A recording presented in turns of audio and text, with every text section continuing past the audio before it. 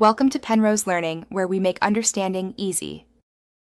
In this video, I will explain how to learn programming for beginners. First, select a programming language that is easy to grasp, such as Python or JavaScript. These languages have clear syntax and large communities.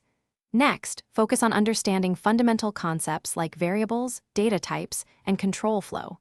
Consistent practice, even for short periods like 30 minutes a day, is crucial for building a strong foundation. To effectively learn programming, explore the many free online resources available. Websites like Codecademy or Free Code Camp offer interactive lessons. Joining online forums or local coding groups provides a supportive environment for asking questions and collaborating.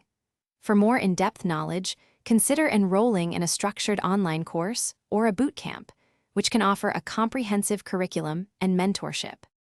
Hands-on practice is vital for solidifying your programming skills. Start by building small, simple projects like a calculator or a to-do list application. These projects help you apply theoretical knowledge practically. As you gain confidence, challenge yourself with more complex personal projects. Contributing to open-source projects can also provide valuable experience and expose you to collaborative development workflows.